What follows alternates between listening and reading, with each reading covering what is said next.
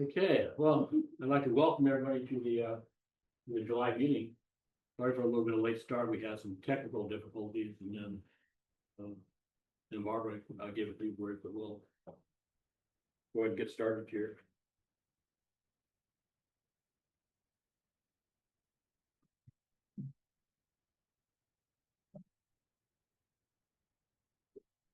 Okay, so what we're gonna talk about tonight, we're opening up with news and events. We're gonna talk about what's up in July when you go outside and take a look. And then we'll talk about, as a follow-on to Jen's program a couple of months ago, if you recall, he gave the fantastic story of how the James Webb Space Telescope, what it took to get it to its proper position in space so it could do its job. And that's been 3 years ago, and it's made a lot of amazing discoveries. So we're gonna look at some of those tonight, and then of course we'll open it up to discussions. Go from there. So, okay, first off in the news, well, TCRV. You've heard this for the last year. Still hasn't gone nova yet, but we're still watching it and monitoring it. And when it does, we'll get an email out to everybody so they can go outside with their naked eye or with binoculars and take a look at it. It's truly a once in a lifetime event, so you're not going to want to miss it. But you have such a short period of a day or two to see it, so it's going to be a very quick event. But we'll get the news out.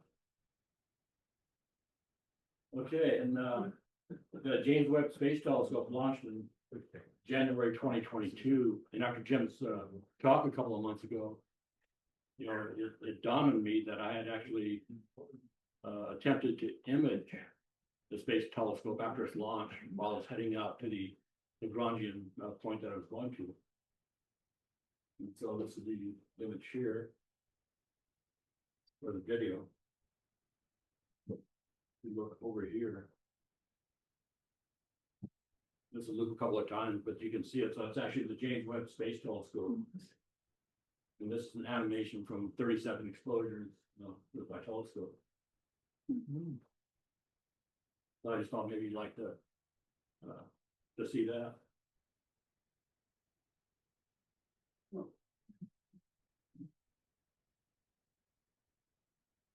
Okay, and then I just returned from the Golden State Star Party, which is up by Aden. It's about a 2-hour drive from here. And did anybody else have an opportunity to go to either this one or the Oregon Star Party? Well, this year it was a pretty good event at GSSP. We had some clouds, but the temperatures were moderate as compared to what it was last year, and we had a pretty good turnout. So this is an aerial view from 2023, just kind of give you an idea of what the layout is. And you can see every part out there. And they've got a big tent set up on the property. That's where people like eat their meals at night, or if it is very warm outside, they'll gather during the day under the shade of the tent to discuss things. And the first the Star Party started on Wednesday, and then Thursday morning they have a swap meet. So that's where everybody who's gotten together can bring the spare equipment that they've got, or if they're looking for something, you know, to go through the swap meet. You know, this is what it was up there. So everybody's yeah, just kind of trading. Some good deals could be had. If you're selling something, you could do it there. Can you speak up, John? Okay. Sorry. Yeah, no, I'll try not to turn away so much. But you can see some of the telescopes and things on the table there. And this year, somebody had a bunch of books out, which I hadn't seen previously, you know, for sale. And, you know, the prices are right because they're all free. So if there's a book that you're looking for, all you have to do is select it and take it with you. And we have innovations there too. Now this guy, he designed and built an 8-inch binocular. It's got two 8-inch mirrors. Oh my God. And he's got it set up here, you kind of see it here, the mirrors are covered, down here. The secondary mirrors up here and the eyepieces are in here. And then with the controls here, you can change your pupil distances. So it's just about everybody. If you got close up, it's got filters that you can quickly swap out different filters. I mean, literally, it only takes a second or two to swap out filters. And it'll hold up to, I think, 5 different filters. So if you're in a serious observing through different wavelengths of light, it will accommodate that. And then it's got the control, so once you set it up, you know, when you look through binoculars, sometimes the images don't quite line up. And with these controls here, you can quickly adjust them so the pictures just snap, and you've got kind of a portal to the universe using both eyes. Really quite impressive. You know what the range is on? On the range Yeah. for the Yeah, the binoculars. you have the eyepieces here, so you can put in any of your eyepieces, your favorite eyepieces, so the power that you're looking at can be very short or very wide. And this one here, I think you have like 36-inch focal length eyepieces, so it give you a fairly wide field of view. But if you wanted to look at planets or something, you can go with a shorter focal length eyepiece and then kind of bring it in.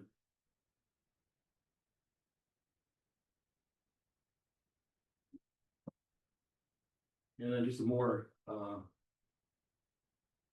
views of what we call the observing field. People bring their RVs, you can bring tents, you can set it up, you know, wherever you want.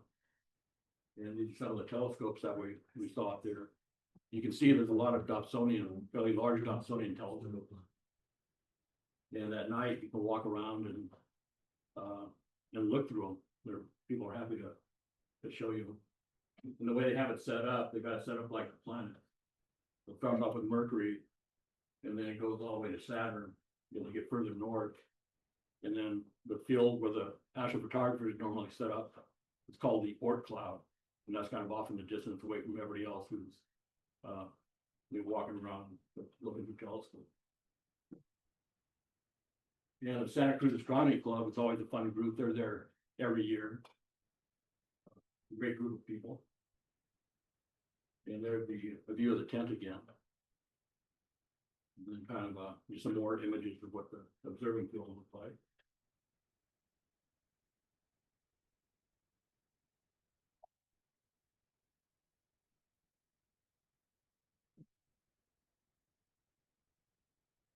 And I took a picture of this telescope just because it looked kind of fun with all the different wires hanging out of it.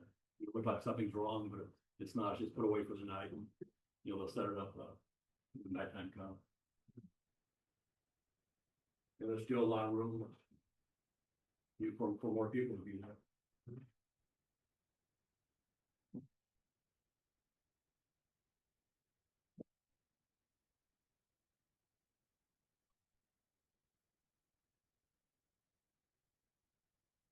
Just kind of give you an idea. And then there were a couple of classic telescopes set up this year. Now this one here is called a Schießspiegler, which is a long focus refractor. This is actually, I think, F26. So at F26, you lose all your chromatic aberration that the shorter focal length refractors have. So it's actually the light bounces back a couple of times. If it was a straight refractor, this tube would be 3 times as long as it is here. And this classic was made in 1967.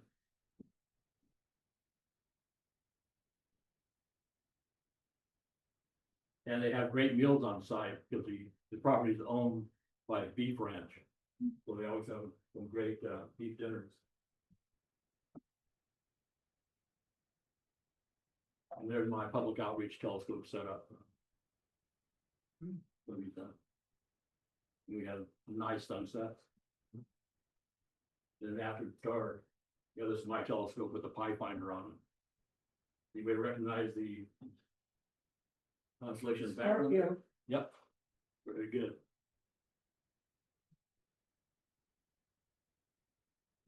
Wow. Now, Hmm. now this telescope, last day on the way out, this one here caught my eye, so I went up there and talked to him. And found out that this telescope was built around 1969, 1970. And it's truly a classic if you're familiar with the Southern California telescope makers. There's a guy by the name of Bill Schaefer, who built some really, I mean, he built the heavy duty mounts that the astrophotographers were using back in the 70s and the 80s. And this is the 12.5-inch Cassegrain Newtonian telescope. So it's got an F-16 Cassegrain focus back here, and on the other side of the top, you can't see it because the tube's rotated, but there's an F4 Newtonian focus. So it's really kind of an unusual telescope, and I was glad to see it there.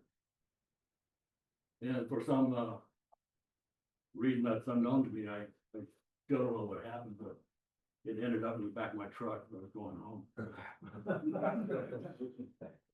I should have granted my wife, and I don't know how it happened, but it just did, so things happen out there. Okay, so we got the upcoming events. We're gonna have our star party on the 25th of July. There'll be different times. The moon's only a couple of days old, or 1 day old at this time, so it'll set very quickly, so we should have dark sky to look at and maybe see some of the early Perseid meteor. And then, as Barbara pointed out, the Siskiyou Land Trust on the 12th of August have their star party at between 9 and 10:30. Where are they So- doing that, you know? It's off of Highway 97. Oh, okay. The observing site there, but because they do have a requirement that you RSVP or sign up ahead of time. So if you want to go out there, you go to their website, you just Google Siskiyou Land Trust and look up their events. You'll be able to find it out, but Barbara will be there, and as you can imagine, she just puts on a fantastic show. Just really entertaining. And you said it's the same date? The same date? Is it July 25th? No, 12th of August. Oh, Yeah, that's a Tuesday. Our star party is always on Friday. And of course, we got the 4th of October for our International Observe the Moon Night.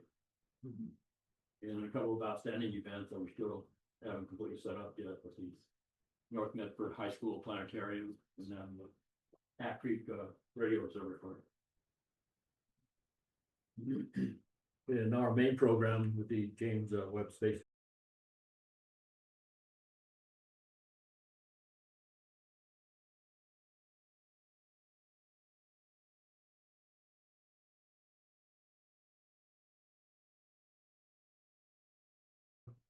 to our members, and if you have anything, you want to make comments or have some thoughts about, Barbara's invitation to come up with subjects for her talk in September.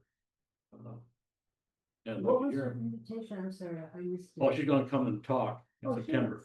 Yeah, Right. so one of our Tuesdays she's gonna give up for us to come and talk, but she wanted us to give her some ideas of what we would like her to talk about. Because given her background as a, teacher, she's got a lot of knowledge and she's very energetic. I don't know if you guys picked that up, but she just, yeah. And Lori and I were at the site, McLeod and Friday night, Oh, good. Okay. and we just had our binoculars in our scoping. But something spectacular that happened was the Starlink satellites went by. Oh, We had just the right angle. It looked like out of a science fiction movie because it's so dark there and they're so bright. It was like 30 of them in an exact row. I think the last one was a little longer, but all the others were exactly apart. And they just floated Wow. across the yeah, that's kind of, sky, and it was spectacular. amazing, because yeah. I didn't even realize the design of the Starlink. And now I have a much better idea of how it works. Yeah, well, they're closely grouped together right after launch. I mean, because they all come out of the same, payload from the rocket, but then they each have little rocket motors on them, so they disperse into their predetermined orbits. But the first couple of passes after launch, that's when you get them in the straight line and you get those spectacular sights that you mentioned. It went west to east, more or less. Okay, Yeah, it was pretty interesting. yeah, no, that's amazing. I have a suggestion for. You give her, Barbara, some ideas. Like, one of the things about our group is, I believe there's a very broad range of knowledge about astronomy. From people like yourself who have been doing it for so long, and to some novices, I think, who, and I guess what I would suggest is that the members of the group submit questions. What is it that you would like to know about that you really don't understand? Versus, because you don't want her to talk about something that just about everybody really knows about, but I think all of us, regardless of our background, have things we'd like to know more about or know about, period, and it could be anything in astronomy. You start thinking about. Well, maybe that's the idea, just have a Q&A Yeah, with Barbara, yeah, because I think she's got the extensive background that she'll know, but I'll give her a heads up that, hey, you're going to, we got a big quiz for you on Tuesday, prepare yourself. So, yeah, because I know if I gave a talk here a few months ago on planetary nebulas, well, and I designed that talk. I knew that a lot of what I presented is probably old knowledge to some of you, but then I thought maybe others learned something, but I was never sure about exactly what I was aiming at. You know what I mean? Was I talking too simplistic for some people and over the head for some others? I really don't know. I know all of you. I've seen all of you, many of you here over the years, but I'm not real clear on just what the background really is with a lot of you, and I think that would help Barbara to, yeah, and when I took over as president, if you recall, I sent out a questionnaire to the club inviting them what their interests are. And, one of the things they responded was cosmology, so that, I used that for this program tonight. So there's a lot of interest in, maybe I can send out the result of that questionnaire again. Give everybody an idea and kind of mull over, the next couple of months of what we want Barbara to talk about. Or if we just have a big Q&A, give her some major subjects, that we'd like to hear about. But she put on an excellent program of star hopping out there. I mean, just identifying the constellations in the sky. It's I was learning things from listening to her, and she had a captive audience of all the people. Because the way they set it up, they had a huge tarp, and people just sat down comfortably on the tarp. And she stood up with a green laser pointer and pointing out different parts of the sky and showing the constellations, how you find different stars and the constellation shapes themselves. So I think it's safe to assume there's a wide variety of interest and knowledge. There are gear guys who are absolutely into all kinds of stuff, and people who just like to look at the stars.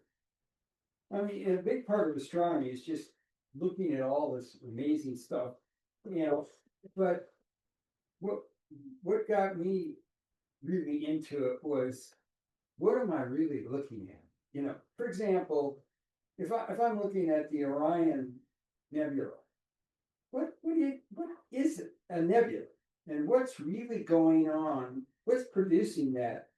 What is that cloud? what, you know, and why do we see it? Why is it illuminated?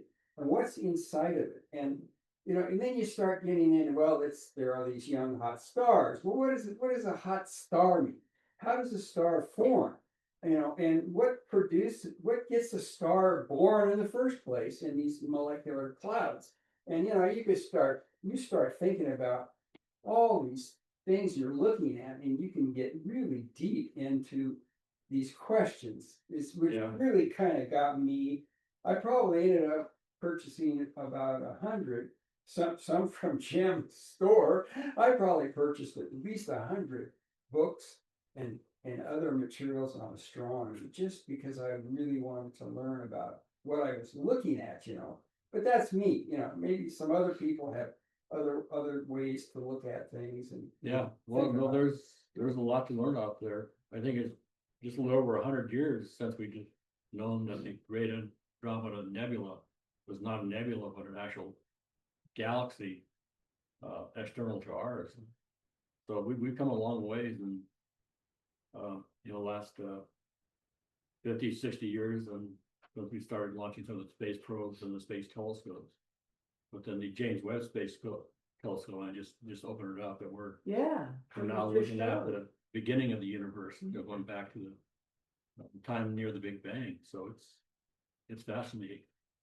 And the planets that it's looking Yeah, that we weren't able to see before. yeah, you know, a better understanding of the dynamics of like the gas giant Jupiter, you know, what actually goes on underneath the clouds that we can't see through. Now we can, using different frequencies, we can, you know, penetrate the gas and actually get some information on what's going on down below. Same thing with Venus. we've got a brand new telescope now that's just seen its first light. It's a Vera Rubin Yeah, one in South America, I think. And yeah. that's going to be some.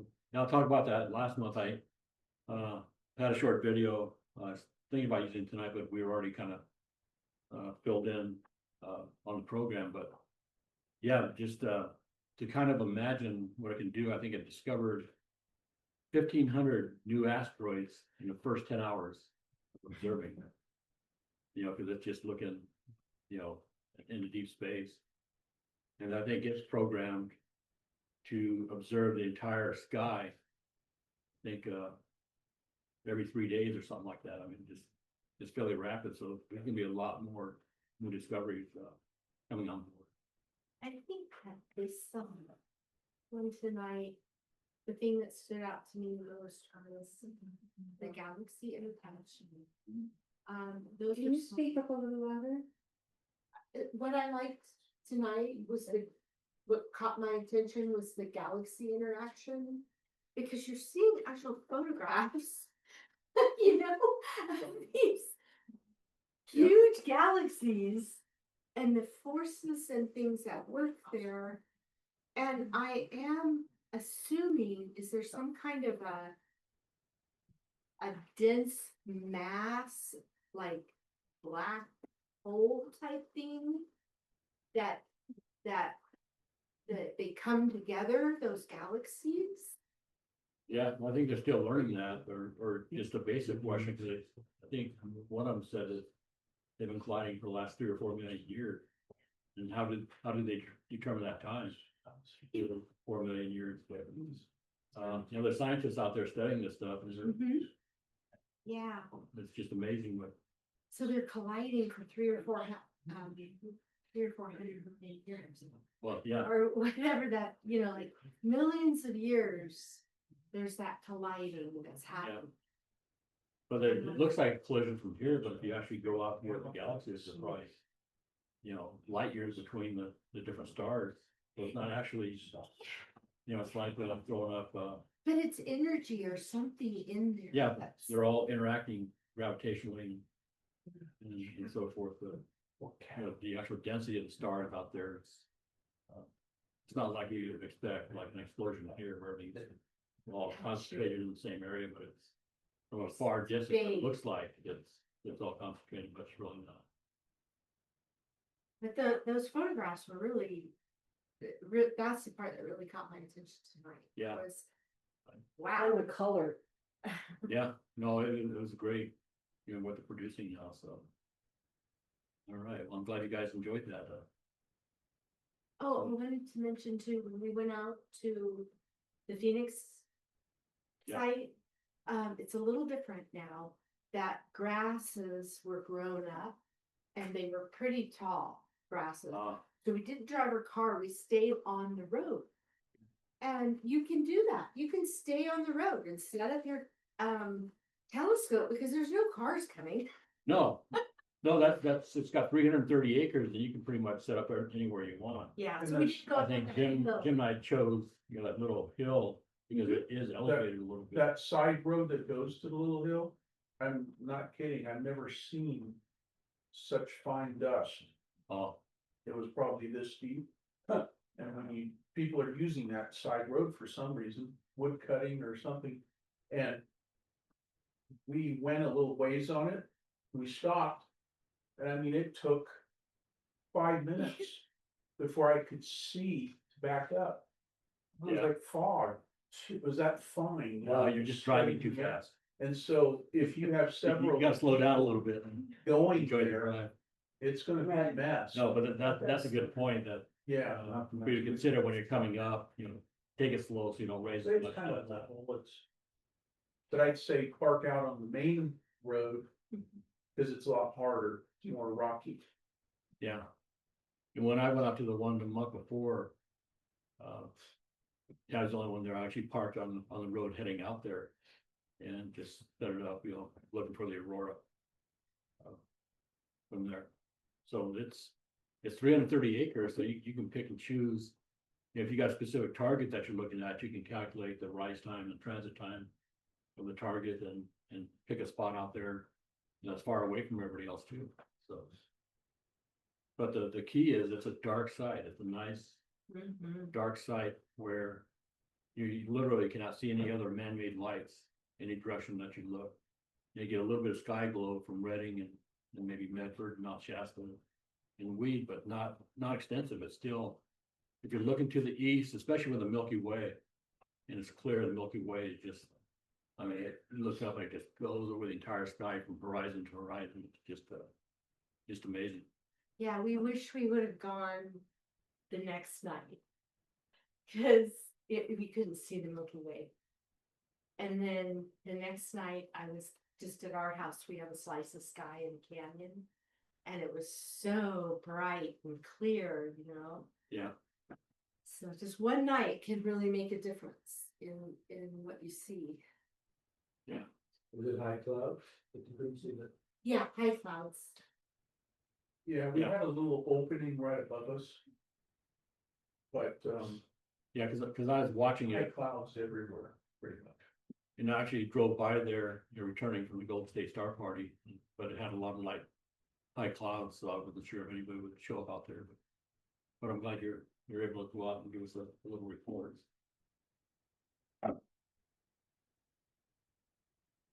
Lily, On a completely different subject, what would it take for us to go out to the observatory in Hat Creek?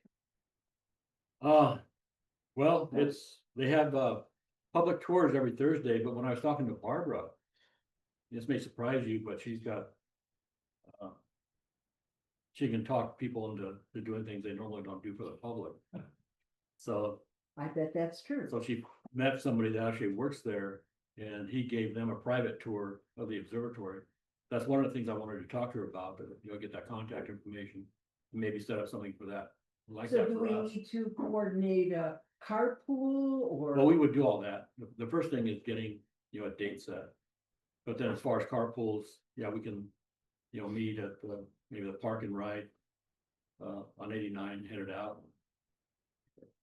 Or whatever to get people out there. It Yeah. should be noted that that's a daytime event. Yes. That's a radio. Yes. Telescope. Yeah, it's a daytime event. Yeah, it's a daytime event. So officially, it's a Thursday day. But Barbara might be able to, Yeah. Because they're working out there, you know, What? all the time, I think. pardon me? They're working out there all the time. So if you have inside contact, then Mhm. we might be able to leverage on that, so. Is that still the site for SETI? yeah. So, and it's not far from us. I think it's like an hour, hour and a half drive. It's beautiful out. Yeah. That creek is beautiful. That picnic out there. So, yeah, so Lily, I'll go ahead and move that to the front burner and try. And the other one in Medford. Well, they've had some issues. I don't know if you realize, but they had a roof collapse at one of their buildings there. Went back during the snow, so I don't know if that's, Where the telescope is? No. or- no, it's one of the gymnasium Ah, that they have out there. So there's a lot of construction going on out there. I see. So, but we're still trying to work on getting this out there too. All right, well, I'd like to thank everybody for joining us for this meeting. I hope you enjoyed it and you learned something and we all had a good time, so. We had a good turnout. Would you say you ended up with that telescope in the picture? Don't ask me how. you walk into your truck by yourself. So, No, it's like a Twilight Zone episode out there. Oh. and you say your wife didn't know about it? in Well, I advance? promised my wife, I promised her I won't bring a telescope home with me this time. Well, I have a solution. But I kept my promise. Cause I had to bring the truck home to unload.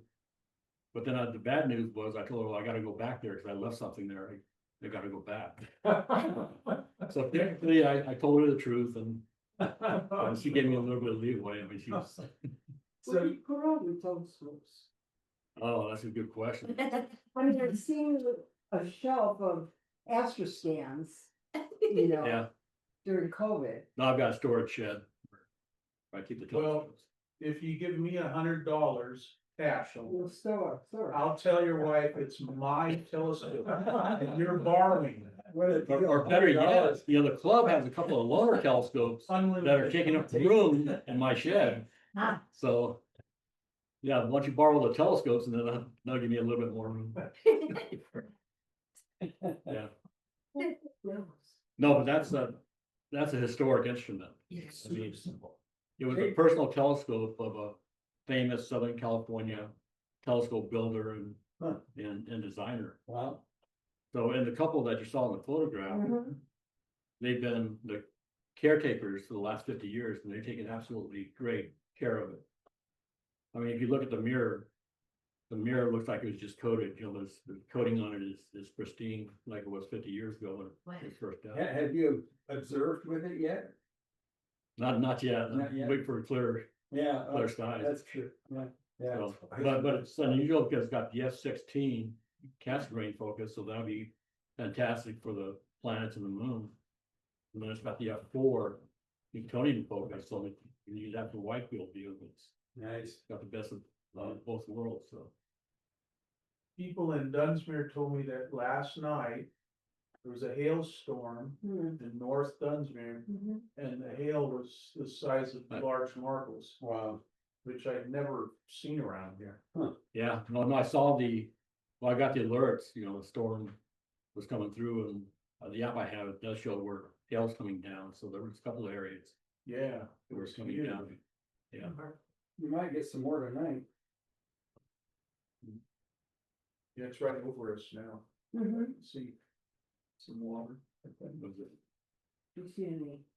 a little bit of water. Is your new scope a go-to scope? No, no, It's not a. it's a push to. So, but that's one of the reasons, well, they brought it up to sell. You know, people want go-to telescopes, They didn't know. so these old classics, you know, they're not interested in. Will the kites work on? Yeah. Yeah, I find it'll work on It's a 12-inch, 12.5 inch, 12 and a half. and the mirror is made by Thomas Cave, who ran Cave Optical in Long Beach. You know, again, another famous telescope builder, so, you know, these guys telescope builders were a small community. And they often work and help each other out, so. Yeah. And she was afraid it would wind up in a landfill. You know, because a lot of these telescopes do, because nobody wants them, Oh, no. so. On a completely different subject, I'd be interested in knowing about our new visitors, Okay. You wanna, folks. well, Who are you? yeah, this is my nephew Isaiah. Hi, Oh, Isaiah. Yeah, I have a picture. he's visiting his grandmother. So I told him they were having a meeting tonight. He wanted to Great. come up and see you. welcome, you have to keep coming though. Room we read it, so. Yeah. Hi, we're Dave and Bev down in San Luis Obispo, and we enjoyed the show. Thanks very much. Oh, thank We you. were there once in person.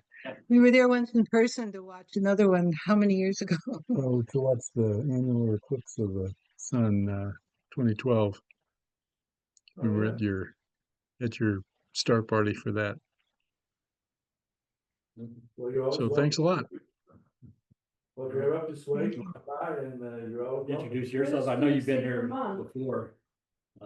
But you go ahead and introduce yourselves to our group if Who you you don't mind. folks are, and how you heard about Those on the door outside.